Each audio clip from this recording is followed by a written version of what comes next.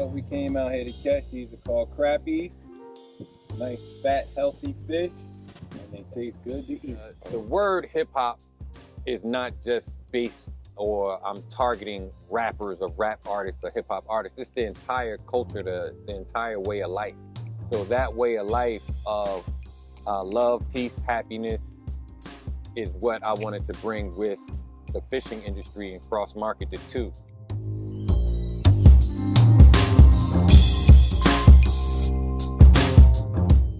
Hi, my name is Malik Wilder. I was born and raised in Rahway, New Jersey, and I currently reside in Atlanta, Georgia.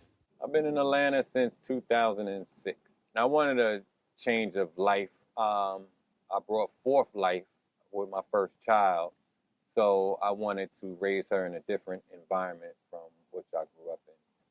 Oh, yes, I'm a girl dad. I have two. I have a 20-year-old and a 7-year-old. My oldest is Mia Elise Wilder, and my youngest is Lillian Marie Wilder.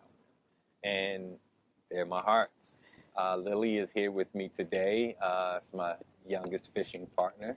The oldest is away at college in Rhode Island and getting her degree. Like I said, it's a natural gift, and I'm continuing to pass that down to my children.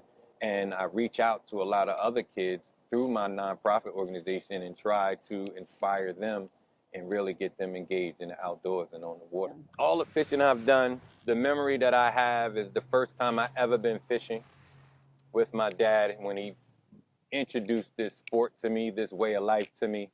I actually cried because I wanted to be like him. He had 2 hooks on his pole. I wanted 2 hooks on mine. He put it together for me, so the first time I cast out with the 2 hooks, I caught 2 fish. The first time I ever put my hooks in the water, and I've been hooked ever since. That was like the ultimate situation for me. But since, I mean, as recent as flying to Puerto Rico, and I'm fly fishing, and I caught a big old, huge king mackerel on my fly rod. So that was very inspirational and exciting for me. In the city of Rahway, where I grew up, there's the Rahway River. It's a big river. My father used to take me fishing. He used to take me to the Jersey Shore fishing. So I really keened in on my skills in the Rahway River. So I would go right after school, before school if I could. I just fell in love with fishing through my dad, and I just never stopped. So that river and that waterway really just taught me different skills of learning the tide, high and low tide, different species of fish, how to catch them, and I just mastered the craft of fishing. It's always a challenge. Yeah, you can put bait on a hook and cast it in the water and hope a fish will eat it. It's not always the case. Everything has to line up. It could be the weather, it could be the water temperature, it could be the right size hook, or the hook is too big, or your line is too heavy, or your weight is too heavy. Everything has to line up to catch that fish at that time and at that given moment. And if you're in tune with Mother Nature, of course, God is going to bless you and provide you with a fish that you target to catch. And I just happen to be like great at it. I don't know why, but it's just a gift from God that I know I'm blessed with. So I share that with others. That's what led me to creating my nonprofit. I fish so many different places, from Scotland to, Hawaii is still America, but Maui to Belize, Puerto Rico, Spain. I fish so many different places. Fishing has led me all around the world. The earth is covered with 3/4 of water. So I can take my craft and my skill and my talent anywhere on the earth. And that's what I'm gonna continue to do. That's my passion, is really getting out here and fishing and showing others that they could do it too. One place I definitely want to fish is Alaska. So I want to chase various species of salmon and trout. So you have steelheads, you have king salmon, you have coho, I want to chase them all. So Alaska is definitely on my to-do list, and it will be done very soon. So Fishing for Hip Hop is my marketing campaign for my nonprofit organization. I wanted to make it cool for the youth to get involved in fishing. So I decided to take two of my passions, fishing and hip hop music and the culture, and blend them together. And I created a company called Fishing for Hip Hop. So, like I said, I was managing and wanted to continue managing. So I was managing artists in New Jersey, and that led me to saying, hey, if I'm going to continue down this path in the music industry and managing artists, I wanted to continue to do that in the corporate world. So I jumped into appraising. With my love for the hip hop culture and the music and managing, I created that company, Fishing for Hip Hop, to help me get these artists on the water, to show these kids that, hey, man, you don't have to be in the clubs or drinking and smoking and doing all the negative stuff that they try to put on hip hop, and come on the water and live outdoors, and I can show you how to live off the land and off the water and provide for your family through fishing. The word hip hop is not just based, or I'm targeting rappers or rap artists or hip hop artists. It's the entire culture, the entire way of life. So that way of life of love, peace, happiness is what I wanted to bring with the fishing industry and cross-market the two. So in doing that since 2007, I continue and consistently introduce the hip hop culture and the fishing industry to one another. Some artists love it. They were introduced through their father or grandfather early in life and haven't had a chance to get back out. A lot of artists that I introduced to fishing, my Fishing for Hip Hop company, to either never been on the water, they're curious and want to go, and they want to learn how to catch fish.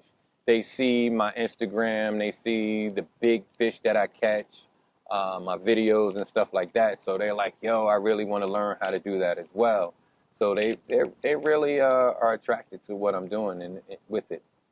So they learn, and they also are able to share what they do with a whole nother industry. I am not a firearms owner.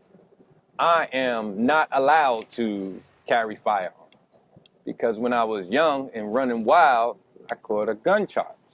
So therefore, I'm not allowed to have a gun license. I mean, I may be able to apply now that I'm older. It's been over 20 years. I'm showing my age, but I just haven't. Growing up in New Jersey, you have Newark to Staten Island to Brooklyn, the Bronx, Queens, Harlem, Jersey City, Rahway, Elizabeth. All through those towns, it was extremely rough, and it was a hard lifestyle for me to live. Throughout many different housing projects, I grew. My mother was raised in Jersey City. My father was in Rahway. Between the projects in Rahway all the way to Jersey City, New Jersey, and in Newark, I've been in and out of many different housing projects, and I never needed a gun. But the only time I had one is when I was with my friends, and we went out and got in a little scuffle with somebody, ended up getting checked by the police, and boom, they found a gun, so I got a gun charge. I always fished. So that moment when I caught the first two fish, I was 2-3 years old. So I've been running to the water after school all the time to get away. I would go to bed early because I didn't want my dad to leave me in the morning when it was time to go fishing instead of hanging out with my friends. Some nights would get crazy in the projects or crazy outside. I'm in the house in the bed because I want to go fishing. And find out the next day, yo, this and the third happened. Like the police came or another group of guys came in the neighborhood and caused some issues and problems. But I escaped that by being on the water and fishing. Success, seeing others succeed, trying to achieve things or do things that I've never done before, chasing fish, big fish, I'm inspired by trying to figure out ways to catch a bigger fish with the lightest line possible, with the lightest rod possible. It's a sport, so it's a challenge. It's an unbalanced thing, I should say. I want to catch a real heavy fish with real light, not strong material, I should say. And that's the challenge. So I'm inspired by,